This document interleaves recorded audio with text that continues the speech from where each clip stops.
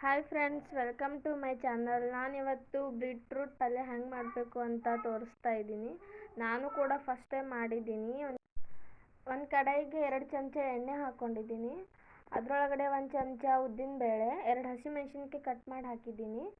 ಆಮೇಲೆ ಒಂದು ಸಣ್ಣದಾಗಿರೋದು ಉಳ್ಳಾಗಡ್ಡಿ ಹಾಕಿದ್ದೀನಿ ಕೊಯ್ದುಬಿಟ್ಟು. ಆಮೇಲೆ ಶುಂಠಿ ಬೆಳ್ಳುಳ್ಳಿ ಪೇಸ್ಟ್ ಹಾಕಿದ್ದೀನಿ. ಹಾಕಿಬಿಟ್ಟು ಮಿಕ್ಸ್ ಮಾಡ್ಕೋಬೇಕು.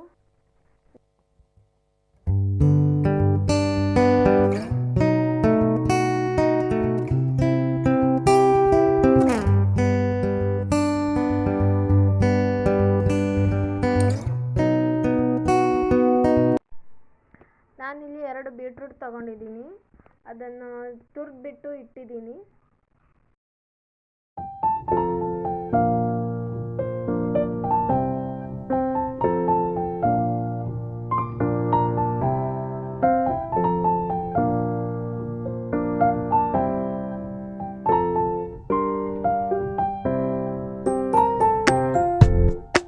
ಬೀಟ್ರೂಟ್ ಹಾಕಿದ್ದಾದ್ಮೇಲೆ ಮಿಕ್ಸ್ ಮಾಡಿಕೊಡ್ರಿ ಚೆನ್ನಾಗಿ.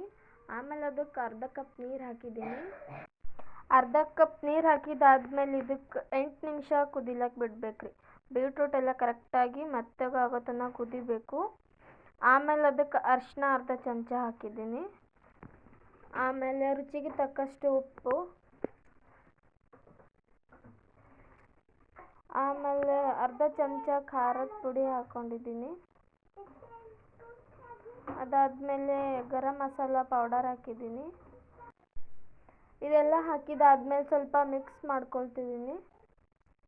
ಇದೆಲ್ಲ ಸ್ವಲ್ಪ ಕರೆಕ್ಟಾಗಿ ಚಲೋ ಮಿಕ್ಸ್ ಮಾಡಿ 1-2 ನಿಮಿಷ ಕುದಿಸಿ ಅದಕ್ಕೆ ಸ್ವಲ್ಪ ಕೊತ್ತಂಬರಿ ಹಾಕಿ ಮತ್ತೊಂದು ಸಲ ಮಿಕ್ಸ್ ಮಾಡ್ತಾಯಿದ್ದೀನಿ.